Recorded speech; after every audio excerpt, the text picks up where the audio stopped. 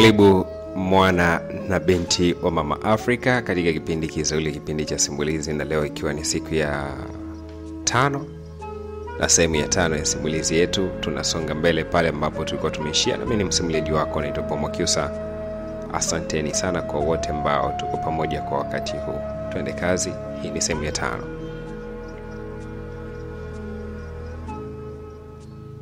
Nilimshangaa tu Queen, mtu ambaye ghafla alibadilika mudi yake na kutokuwa na time na mimi hata kidogo. Akaeleza kwamba amenipa dakika 5 tu za kuweza kujieleza, kwani anatakiwa kuwa kurudi nyumbani. Binafsi iligundua tu kwamba Queen alikuwa amebadilika sana mara baada ya kuniona. Na hii sikuhitaji mwalimu wala mwanasaikolojia kunieleza kwamba ni nini ambacho kilikuwa kikiendelea pale, zaidi ya kwamba nilijua kabisa Queen hakuvutiwa na muonekano wangu, ama sikuwa tarajio lake. Nikajitia moyo tu kwamba hata hizi dakika 5 nitazungumza japo katika hali ya unyonge sana. Nilianza kwa kusema kwamba nakushukuru Queen kwa muda wako, na kushukuru pia hata kwa hizo dakika 5 ambazo umenipa kama zawadi siku ya leo. Zimekuwa ni ndoto kwangu. Nimekusubiri zaidi ya miezi 2. Nilitamani siku hii timie na imetimia. Ukimya wangu kwa siku kadhaa zilizopita haimaanishi kuwa nilikata tamaa, lakini nilikuwa najipa muda wa kurudi katika namna nyingine zaidi kwako. Nisingeweza. Nakushukuru kwa sababu uliweza kunitafuta, na kushukuru kwa sababu ulikuwa unajali juu yangu. Lakini samahani. Unaweza ukaniambia sababu ilikuwa ni nini hasa? Kutoka kipindi cha kwanza nilipokuwa nikikutafuta, ulikuwa hauna hata response nzuri kwangu. Ulikuwa na uwezo wa kupokea simu na usiongee jambo lolote lile. Nilikuwa nikikutumia message ya ujibu. Nini hasa ulichokuwa ukikifanya ama ulikuwa ukitarajia katika maisha yako kwangu? Queen siku hiyo akafungua sauti yake na kuanza kuzungumza mbele yangu akisema kwamba sikufanya yale kwa kusudi, lakini simu yangu ilikuwa ikinisumbua maiki kwa kitambo kirefu. Nilikuwa ndo napokea simu. Nilikuwa nikikusikia yote unayoyazungumza, na nilikuwa natamani sana nijibu. Na wakati fulani nilikuwa nikijibu, lakini hukuweza kunisikia kwa sababu simu yangu ilikuwa inasumbua mic. Sawa Queen, lakini hujawahi kunitumia hata SMS. Lakini kuna siku nilikuwa na rafiki yangu nikakuandikia SMS ukaijibu. Kwa nini lasa? Kwa nini ilikuwa vile? Kwenye upande wa SMS niseme ukweli tu kwamba sikujibu na sikutaka kujibu. Na sababu kubwa zaidi ilikuwa nimevutiwa sana na namna ambavyo ulipokuwa ukizungumza peke yako. Yaani nilivutiwa sana na ile namna ambayo ulikuwa na uwezo wa kuzungumza peke yako pasipo mimi kuzungumza. Na maneno yako yalikuwa ni maneno ambayo kila siku yalikuwa yananivutia, na nilikuwa natamani kukusikiliza kila panapokuchwa. Ila hujawahi kujiuliza kama ni kweli nilikuwa na lengo tofauti na wewe? Kwa nini sijawahi kukata simu yako? Kila wakati nilikuwa nakusikiliza mwanzo mpaka mwisho. Ndio maana ulipokuwa ukiniambia nikate simu, nilikuwa nakata kwa sababu nilikuwa nakusikiliza. So nilijikuta tu sitamani kuwa na mazungumzo na wewe, wala sitamani kukuchatisha. Nilitamani sana kuendelea kusikia vile ulivyokuwa ukiongea peke yako, katika namna ambayo binafsi niseme kwamba ni mpya sana katika ulimwengu wangu au katika maisha yangu. Lakini kushukuru sana rafiki yangu. Na kushukuru pia kwa ile siku ambayo uliweza kunisaidia nikaenda kupata matibabu kwa kunitumia kile kiwango cha fedha. Niseme tu kwamba wewe ni rafiki mzuri. Kumbe mimi bado ni rafiki yako. Nilizungumza hivyo tu kwa uoga. Akasema yes. Kwani wewe ni nani? Nikamwambia sure, I'm your friend.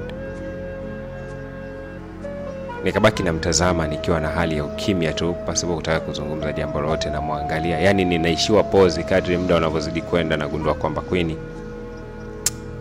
tayari alikuwa anapoteza kabisa ile appetite ya kunitazama, alikuwa anapoteza ile ladha ya kubakia na mimi, alikuwa anapoteza ile hamu ya kukaa na mimi pale kuniangalia. Yani si unajua ile kitu yani mtu ambaye yani unajua kitu ambacho ukutegemea kukutana nacho unakutana nacho, ile inakukata kabisa yani.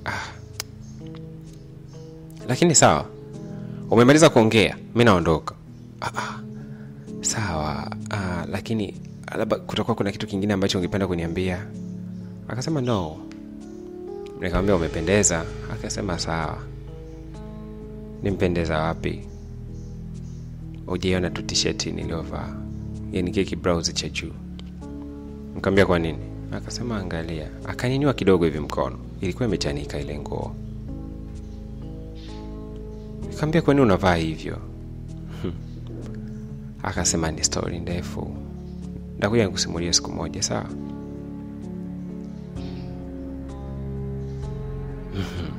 Sasa nilikuwa nimebeba sweta. Kumbuka kwamba nilivalia shati na suruali, lakini kuna sweta ambayo nilikuwa nimebeba. So unajua tena Mbeya baridi sana Nilibeba tu, nilikuiweka kwenye mkono hivi, ile kinamna fulani hivi, yani kijentleman. Yani unabeba ile sweta lakini sio kama umevaa, lakini kuna namna umeishikilia hivi, kwamba in case kwamba utachelewa kurudi nyumbani kuanzia saa 12 Mbeya inakuwa na baridi sana. Kwa mimi nikampatia ile sweta, nikamwambia kwamba utajifunika ili. Akapokea, akaivaa pale pale nikiwa namuona. Dali limpendeza jamani. Sasa kilangi chake kile na jinsi alivyo, basi akawa medamshi sana.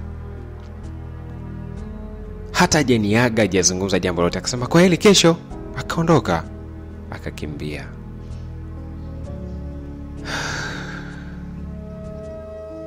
Ndani ya moyo wangu najisikia maumivu, wakati mwingine najisikia furaha. Alipopokea lile sweta nikaona kana kwamba tayari ashakuwa mke wangu, yani nimeshaanza kumhudumia. Lakini ndio hivyo, amezungumza kauli ya kwamba wewe ni rafiki yangu tu. Basi mimi sikuwa na noma bana. Nikanyanyuka pale nyumbani, pale tulipokuwa tumeketi, nikaanza kuelekea nyumbani. Nikafika nyumbani,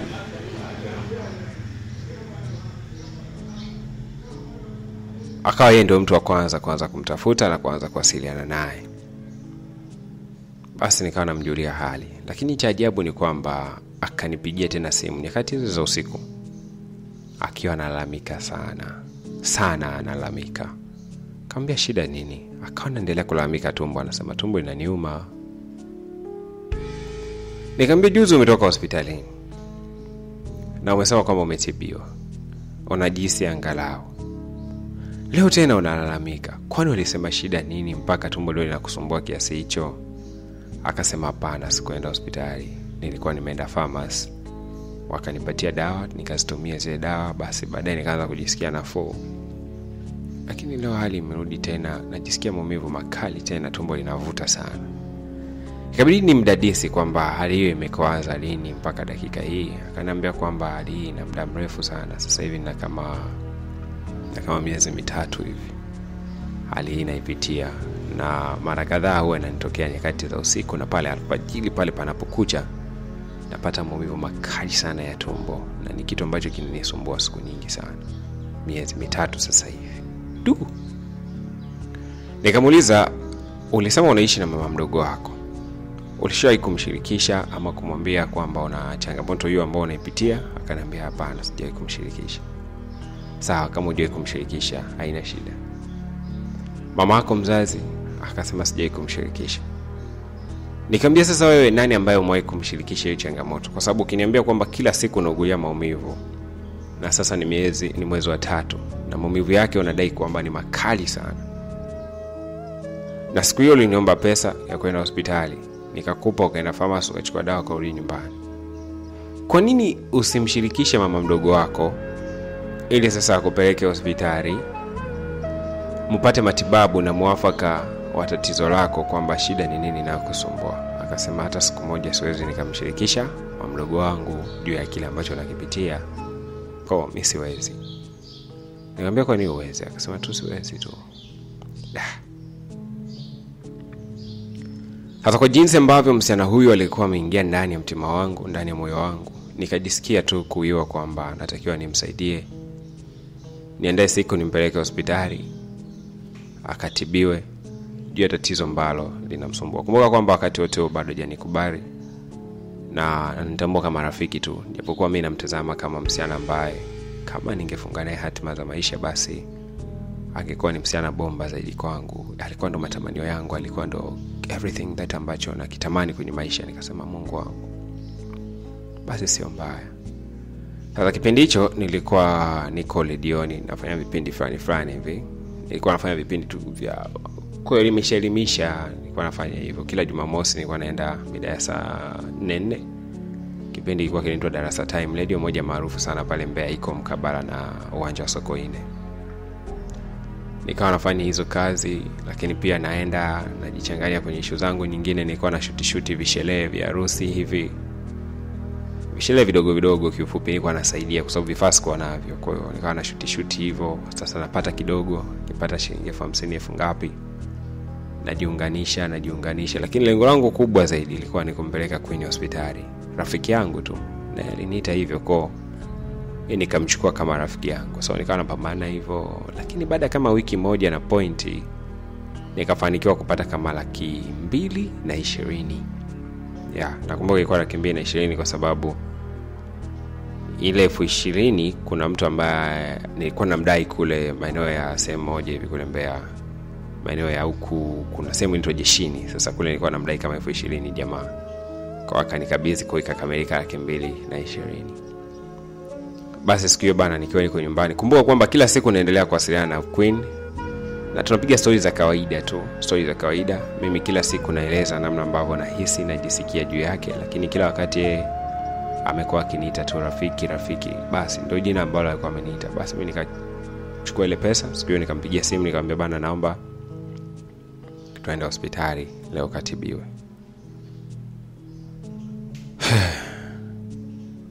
Ajibu kukataa mara nyingi tu.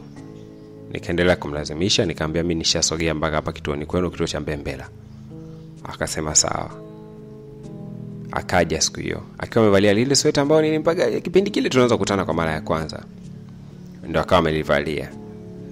Basi tukapanda pale gari kutoka Mbembela, tukawa tunaelekea hospitali moja iko Mbalizi pale. Sio hospitali, ni hospitali lakini private. Hospitali fani cha private tu, kiko mkabala tuna barabara ya rami tu pale jirani.